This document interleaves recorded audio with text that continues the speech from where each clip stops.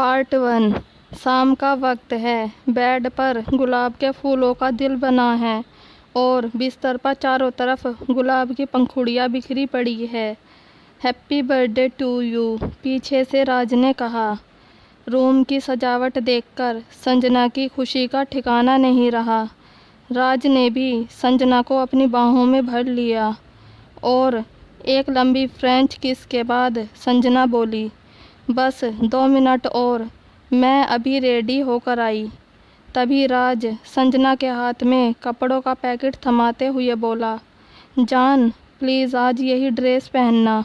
संजना शर्मा जाती है और राज से कहती है, तुम बाजू वाले कमरे में जाओ, जब बोलूँगी तब आना। राज भी संजना की बात मानकर दूसरे कमरे में चला गया। दूसरा कमरा संजना की रूम पार्टनर पल्लवी का था। रूम की हालत देख राज दंग रह जाता है, क्योंकि उस कमरे में काले जादू का सामान बिखरा पड़ा हुआ था। नींबू, वूडू डॉल और किसी राक्षस की फ़ोटो के साथ कुछ कीले और इंसान की फ़ोटो भी थी, जिसका चेहरा सिगरेट से जलाया हुआ था। राज अभी ये सब गौर से देख ही रहा था कि तभी संजना की आवाज़ आई, आई एम रेडी लव।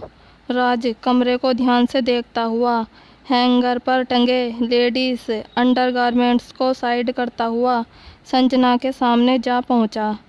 राज की मदहोश आँखों में शरारत देखकर संजना शर्मा गई और पैरों की उंगलियों से बिस्तर को कुरेदते हुए खुद में खुद को समेटने की जहदोजहद में लग गई।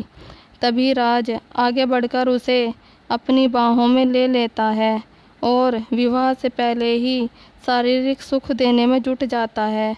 दूसरे दिन राज अपने फ्लैट पर अपने रूम पार्टनर सोहम के साथ सिगरेट के छल्ले बना रहा था। तभी राज के मोबाइल पर संजना का फ़ोन आया। संजना से सारी बात होने के बाद राज ने सोहम से कहा, सोहम, संजना आज मेरे रूम पर आ रही है, तू एक काम कर, प्रेम के फ्लैट पर चला जा। सोहम, यार मेरे कमरे में तो तूने पहले से ही कब्जा कर रखा था, अब तू मुझे मेरे फ्लैट से ही बाहर जाने को कह रहा है। तू ही बता यार, इस बार इसमें कैसे बाहर जाऊं? राज, यार अब तू रो मत, मैं तेरे ऑटो का पैसा दे दूंगा और कल दारू भी पिला दूंगा, बस। राज की बात मानकर सोहम फ्लैट से जा चुका था। राज अब संजना के इंतज़ार में था कि तभी फिर संजना का फ़ोन आया। राज, माय लव, कुछ इमरजेंसी आ गई है, इसलिए मैं आज नहीं आ रही, पर कल सुबह पक्का आऊँगी। संजना की बात सुन राज अपना मूड ऑफ करके बैठ गया था, पर अब उसके अंदर की वासना की आग भड़क चुकी थी।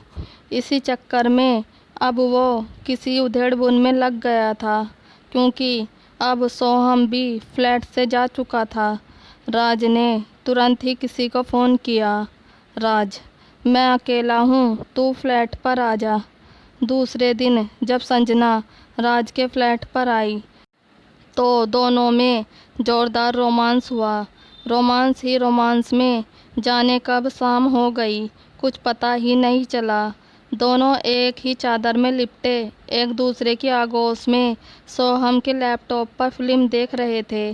तभी संजना ने कहा, चल ना राज, थोड़ा बाहर घूम कर आते हैं, वैसे भी मेरा बदन टूट सा रहा है, मुझे चाय पीनी है।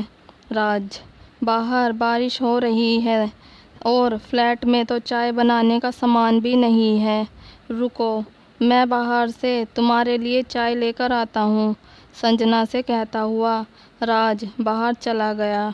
राज के ना होने पर संजना बोर होने लगी थी, क्योंकि राज को आने में देरी हो गई। संजना, एक चाय लेने में राज को इतना टाइम क्यों लग रहा है, खुद से कहती हुई संजना ने फिल्म को पास कर दिया। फिर लैपटॉप की बाकी फाइलों को देखने लगी। संजना अभी लैपटॉप की फाइलों को देख ही रही थी कि अचानक ही उसे कुछ ऐसा दिखा जिसे देख उसका खून जम सा गया। संजना पूरी तरह से टूट चुकी थी। उसकी आंखों से आंसू थम नहीं रहे थे। तभी राज भी हाथ में चाय लिए संजना के सामने आ जाता है। वो अभी संजना से कुछ कह ही रहा था कि तभी उसकी नज़र लैपटॉप की स्क्रीन पर गई, जिसमें राज किसी और लड़की के साथ अंतरंग होते हुए वीडियो बना रहा था, जिसे देख राज के पसीने छूटने लगते हैं। उसने कहा, संजना, मैं सब समझा सकता हूँ। संजना चिल्लाई, क्या समझाओगे तुम मुझे? राज, इस वीडियो को देखकर मुझे सब कुछ समझ में आ चुका है। मुझसे मन भर गया था तो एक बार बता देते। मेरी दोस्त, मेरी रूम पार्टनर को क्यों बर्बाद किया? पल्लवी मेरी अच्छी दोस्त है। राज, तुम मेरे पीठ पीछे मेरी दोस्त के साथ रंगरलियां मनाते रहे। कब से चल रहा है तुम दोनों का चक्कर?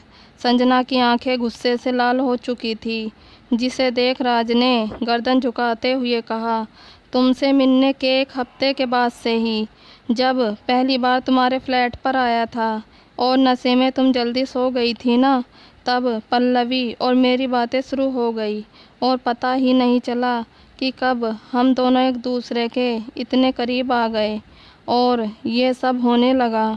फिर उसके बाद हर बार तुम्हारा पेट भरने के बाद मैं उसकी प्यास बुझाने उसके कमरे में जाता था। और राज अभी बोल ही रहा था कि तभी संजना ने उसका कॉलर पकड़ उसे दूर धकेल दिया। संजना, छी राज, मैंने तुमसे प्यार किया था और तुमने मुझे कहीं का नहीं छोड़ा। इतना कहकर संजना रोती हुई राज के फ्लैट से चली गई। राज भी उदास मन से बिस्तर पर लेट गया और सो गया। राज अपनी नींद में था कि तभी राज के फ्लैट पर किसी ने दस्तक दी। राज एक पल में नींद से जाग गया था। उसने जैसे ही दरवाज़ा खोला तो दरवाजे पर कोई था ही नहीं। राज दरवाज़ा बंद करके जैसे ही पीछे मुड़ा तो देखा संजना छत से उल्टी लटकी हुई थी। उसके गले में टूटी हुई रस्सी थी, जैसे किसी ने उसे फांसी लगाई हो, और संजना के पेट में खंजर भी घुसा हुआ था। राज संजना की हालत देखकर डर के मारे कांपने लगा था। वो डर के मारे वापस अपने फ्लैट से बाहर जाने को मुड़ा ही था कि देखा संजना उसके ठीक आँखों के सामने खड़ी है। संजना, मैं कोई खेलने की चीज़ नहीं हूँ राज, मैं एक औरत हूँ जिसे तूने धोखा देकर अपनी वासना की भूख मिटाई है और मुझे रोन दिया। उसकी कीमत तो तुझे चुकानी ही पड़ेगी। इससे पहले कि राज संभल पाता, संजना ने अपने पेट से खंजर निकाल के राज के पेट में घोंप दिया। राज दर्द के मारे तड़पने लगा था। वो अपना दर्द बर्दाश्त नहीं कर पाया और नीचे गिर गया। इतने पर भी जब संजना का पेट नहीं भरा तो वो राज के ऊपर ही कूद गई और उसकी गर्दन के मांस को अपने दांतों से नोचते हुए खाने लगी।